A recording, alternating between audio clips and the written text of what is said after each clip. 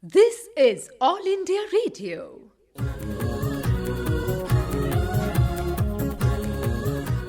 Life must go on. All India Radio, in collaboration with Vigyan-Prasar, presents science serial Life Must Go On, based on understanding and managing sustainable development. Let's listen to episode number 33, titled Sustainable Mining.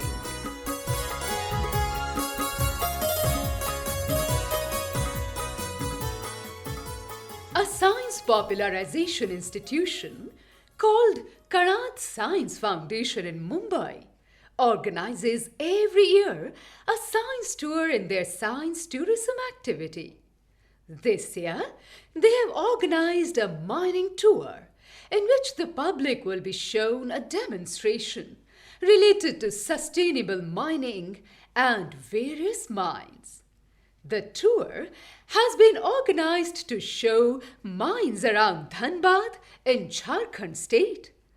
And onwards their journey, they will have a peep into Chandrapur coal mines so that the public has some idea as to how the open pit mines as well as tunnel type mines of coal and ores are managed and maintained. How these workers work above and under the ground, whether mining really creates pollution or not. These are important questions to answer. Over to our guide, Shyam.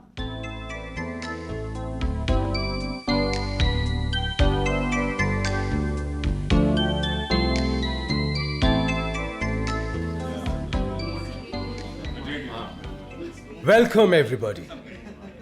I'm Shyam, the tour conductor and your local guide. I will be with you throughout the tour. As has been mentioned in the printed material provided to you, our main focus would be on seeing mines and particularly the sustainable mining. As somebody said, mining is a destructive act. It is true, but to some extent. Because you dig the soil ruthlessly, excavate it till the earth bleeds.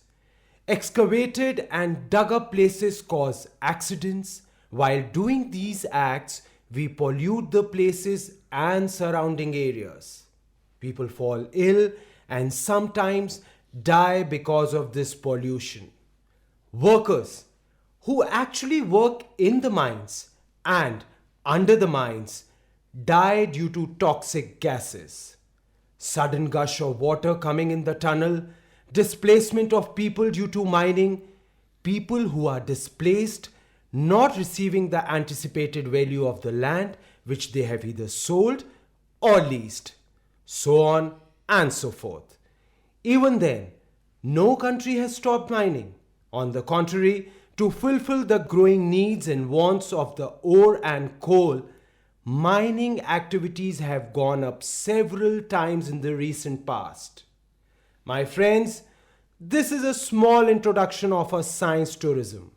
Follow the rules and regulations of the mines whenever we are visiting the mines. The dictum of the mine is, follow safety rules and you are protected. I wish everybody will come out of this tour unscathed. Now, I request everybody to board the train, occupy your seats and happy journey. See you at Dhanbad. Thank you.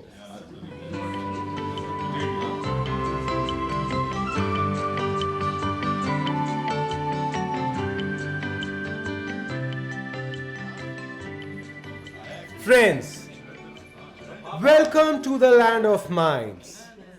Hope you had a smooth journey. Today the PR personnel, Mr. Srinivasan, from the Mines Department will have a chat with you and will give the schedule of a tour program. Mr. Srinivasan, please. Hello everybody. We miners always say, good day above ground and a good day below ground. I may sound a bit poetic, But I can't help it, since it is in my nature. So before I give the information about mining, I would like to quote what the miner does for us.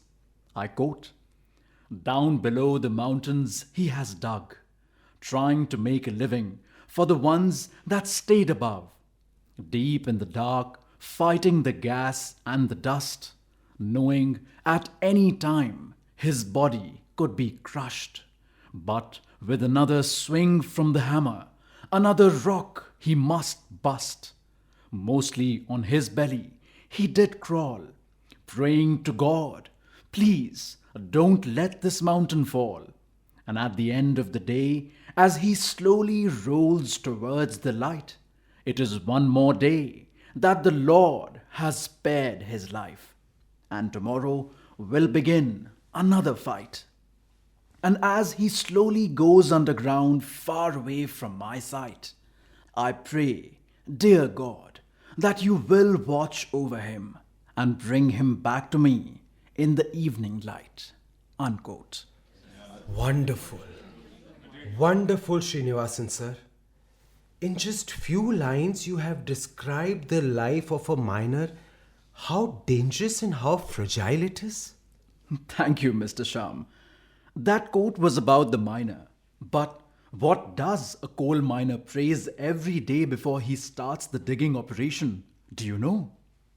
I quote, "Each dawn as we rise, Lord, we know all too well, we face only one thing, a pit filled with hell. To scratch out a living the best that we can, but deep in the heart lies the soul of a man, with black covered faces and hard calloused hands. We work the dark tunnels, unable to stand. To labor and toil as we harvest the coals, we silently pray, Lord, please harvest our souls." How apt the prayer is. This again gives the indication that how the life of miners is treacherous and cumbersome. No guarantee of life. But always face the fear of death. If the workers face such grim situation, then why? Why at all mining is undertaken? Now that's my question. Madam, papi पेट का सवाल है. As long as hunger is there, one has to work, since this is their bread and butter. This is their livelihood. Though the job is a skilled one, they have to work in mines. Nonetheless, situations are changing, but no drastic change will occur so soon. Yes, to a certain extent, the life is becoming a bit easier these days because of various facilities provided to them while working in underground mining. Excuse me, sir. Yes. Sir, I am Vaibhav, one of the members of this science tourism. Sorry to interrupt, sir. Sir, but the discussion which you people are doing is really going overhead and I'm not able to understand. Sir, first of all, please tell us what is mining.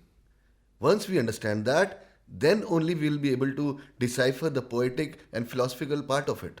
You are absolutely correct, Mr. Vaibhav. I will answer your question. You see, mining is the extraction of minerals and metals from earth. Manganese, molybdenum, coal, copper, tin, nickel, bauxite, aluminium ore, iron ore, gold, silver, and diamonds are just some of the examples of what is mined. Not only do mining companies prosper, but governments also make money from revenues. Workers also receive income and benefits. Sir, but we have read in newspaper that some kind of mines are in connection with terrorist Naxalite activities. Oh, that mine. You see, explosives are sown or buried under the earth or soil, which explodes when applied the pressure inadvertently by human activity. That's also a mine, but it differs from the mine that we are discussing here. Do you know the uses of various metals and minerals? Yes, sir, to a certain extent. Minerals and metals are very valuable commodities. For example, manganese is a key component of low-cost stainless steel. It is also used to decolor glass, that is, removing greenish hues. Tantalum is used in cell phones and laptops. Copper and tin are used to make pipes, cookware, etc. And gold, silver, and diamonds are used to make jewelry. Still more are there. You are absolutely right, Mr. Webhav. There is a saying about metals and minerals. It goes like this: where there is cinnabar above, yellow gold will be found below. Where there is lodestone above, copper and gold will be found below.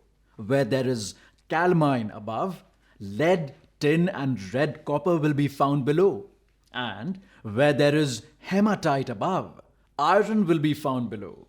You see, friends, our guest here, Mr. Webhav, brought me back on track since I had forgotten to introduce the topic itself. Thank you, Mr. Webhav. Welcome, sir. But before we proceed, I request everybody to have tea and then again we meet here. Oh, yeah, sure. It was very refreshing.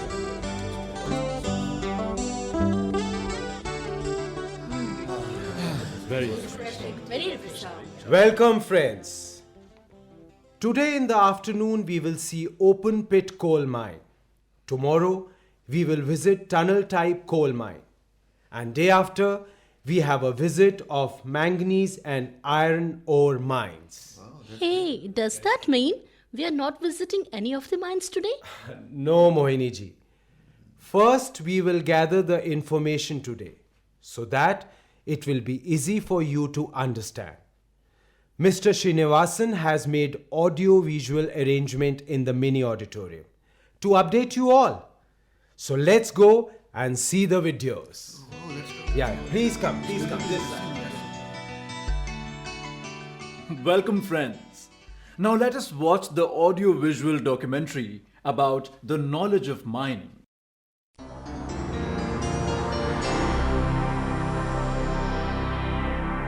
Welcome, guests. Let's take a background knowledge about mining. The mineral industry in India is an important contributor to the country's GDP and foreign trade, and also a significant source of employment generation. The industry is distributed all across the country and has operations in some of the remotest areas, where it has also served as a sole source of infrastructure development.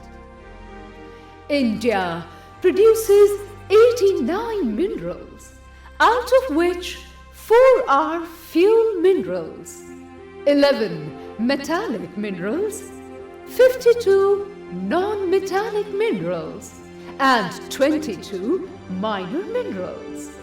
The mining leases are occupying about 0.21% of the total land mass of the country. Indian mining industry is characterized by a large number of small operational mines, approximately 3,000 mines.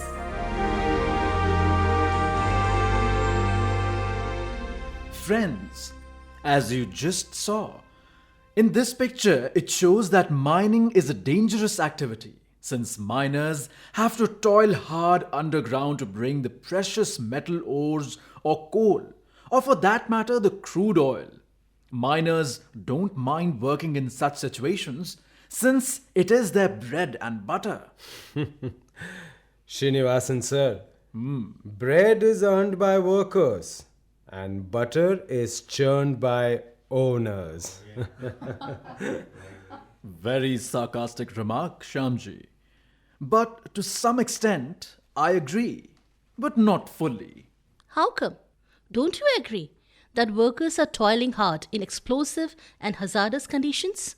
Friends, we will have a question-answer session later. Let me continue for now, please. As I have told you, mining is a destructive process, but gives you precious commodities useful in our day-to-day life. The materials can range from common to precious and from inert to hazardous. Mining is the foundation of industrial civilization. The mines themselves can be small or very large in size. Sir, sir, sorry for interruption, but for a good cause.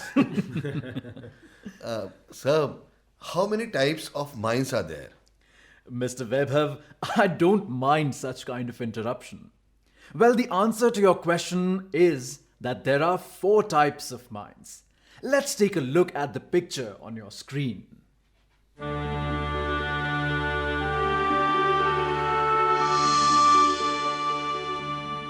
This picture is showing placer type of mine.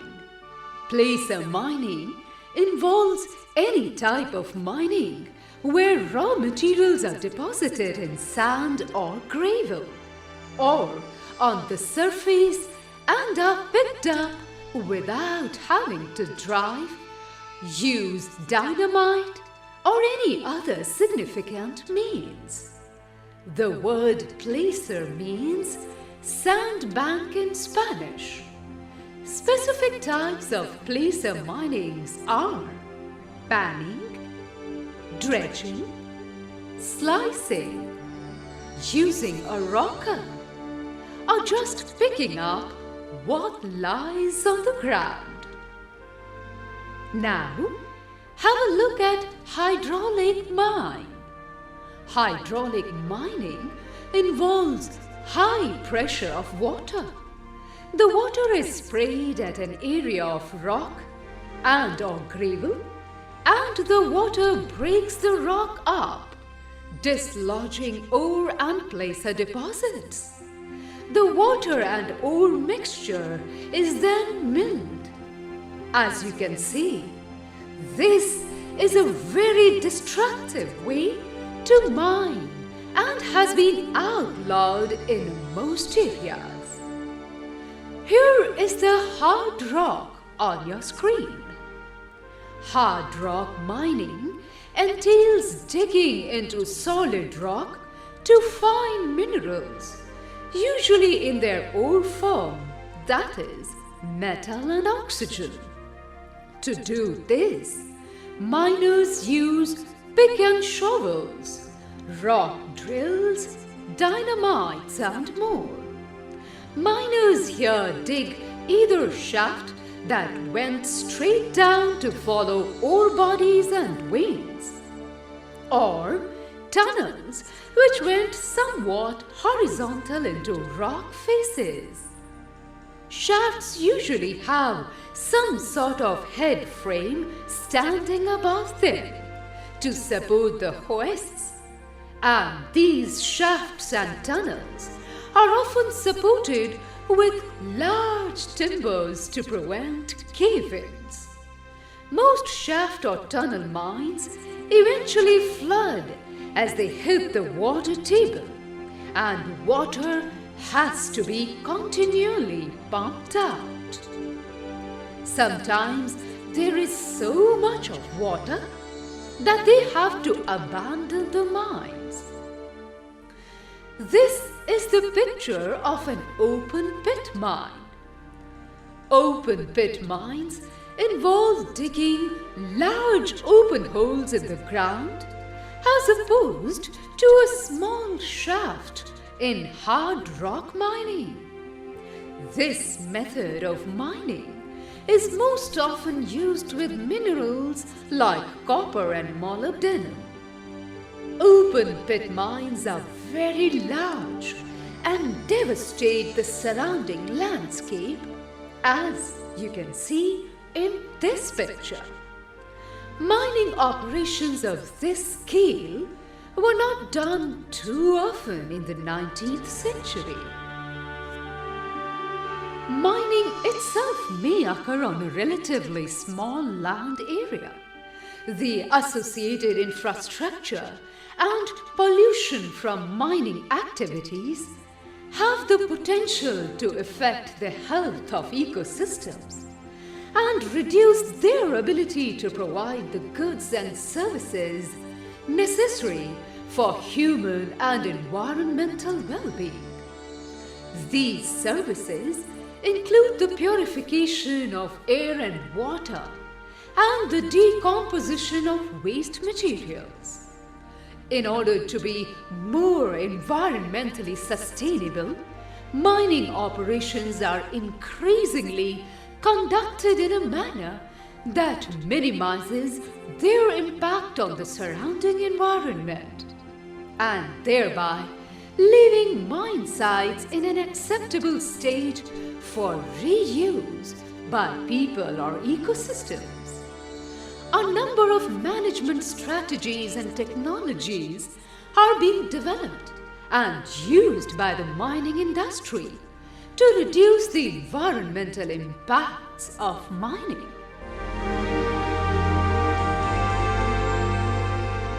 Very nice. Very good. Friends, as you just saw in the audiovisual documentary, water is used in a number of applications at mine sites. By diverting surface water and pumping groundwater, mining operations can reduce both the quantity and quality of water available downstream for aquatic ecosystems and other industrial and municipal water users, especially in areas with arid climates. In response to water scarcity in many mining regions, a number of innovative water conservation practices are being developed and implemented to reduce the wastage of water. Mining and metal processing can be very energy intensive processes. For instance, diesel fuel is used by trucks and excavators during mining. Electricity is used to grind ore and refine copper and aluminium. And coal is required in order to smelt iron ore and make steel. Reducing energy consumption at mines can reduce greenhouse gas emissions and extend the life of fossil fuel reserves, in addition to reducing operating costs and therefore the cost of the commodity being mined. Sir, I have a question. Please. See, mining activities use land at every stage of the mine cycle, including exploration, construction, operation, closure, and post closure. Vegetation is cleared for the construction of buildings, roads, and power lines. Open pits or tunnels are dug to gain access to the ore, and waste storage facilities, potentially leading to habitat loss and deforestation. What measures are undertaken for their sustainability? See, Mohiniji, there are a number of ways to reduce the land use impacts of mining. These include reducing the overall footprint of the mining area, minimizing the amount of waste produced and stored, maintaining biodiversity by transplanting or culturing any endangered plants found on site, and planning mines around existing infrastructure where possible.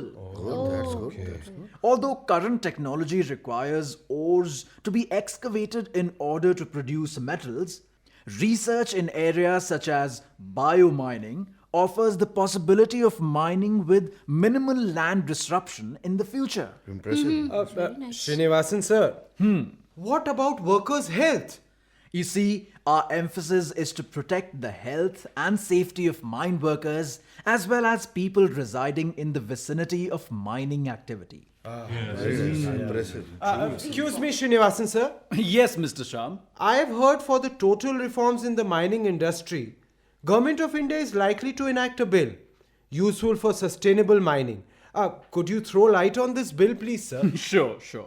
The bill seeks a complete and holistic reform in the mining sector with provisions to address issues relating to sustainable mining and local area development and benefit sharing mechanism to the people affected by mining operations. It is a major step forward which would bring about sustainable mining growth and transformation in the lives of project affected persons. Does it talk about profit sharing? Yes, it does.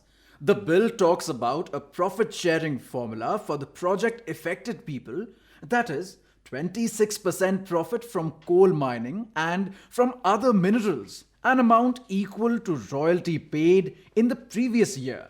And what is the bill named? Mr. Sudarshan, it is called Minerals Development and Regulation Bill MDR 2011.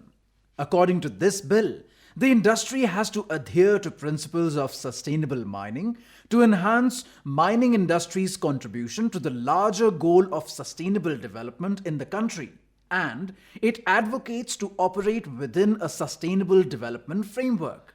Thank you. Thank you, Srinivasan sir. Thank you very much for valuable information. Thank you, Mr. Vaibhav, and thank you everyone for listening so carefully. Thank you, sir. Thank you.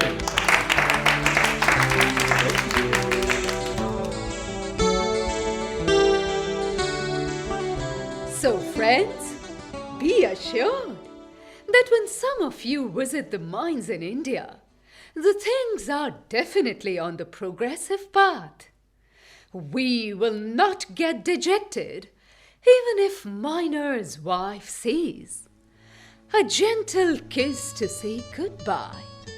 He sees the love within her eyes. Please be careful, she will always say.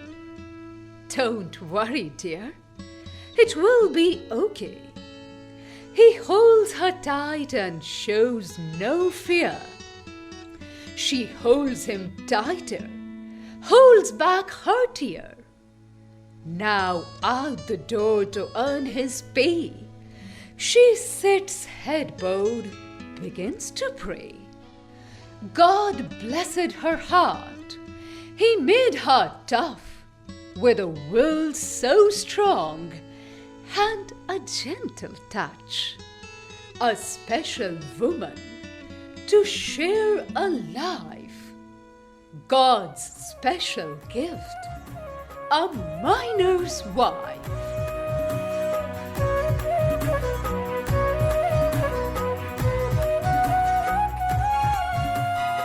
Life must go on. You are listening to the 33rd episode of this science serial produced by All India Radio in collaboration with Vigyan-Prasar, titled Sustainable Mining. Coordinators were Dr. Chandar Mohan and Dr. B.K. Tyagi. Research and script, Dr. Kishore Kulkarni. The episode was directed by Sudarshan Kumar. Presented by Bilal Jha. Recording and mixing, Sharad Sharma. And the participating artists were Nikhil Diwan, Nitin Bhasin, Vaibhav Srivastava, Sonali Bose, and Mamta Malkani. Hey listeners, please stay with us. Here are 2 questions for you. The lucky winner will get an attractive prize from Vigyan-Prasar. The first question is, Indian mining industry is characterized by how many small operational mines? And the second question is, what do you mean by bio-mining? You can send in your answers by simple post. Our address is Science Serial Life Must Go On, All India Radio, room number 615, New Broadcasting House, Sansad Marg, New Delhi 110001. You can also write on our email ID, that is radio@vigyanprasar.gov.in. Please do write in or mail us your full name, age and profession. If associated with any science club, then do let us know the membership of your club. If you have any query or question, don't hesitate to write into us. We will be back again with the next episode of this science serial. Life must go on. Same day, same time next week. Till then, goodbye.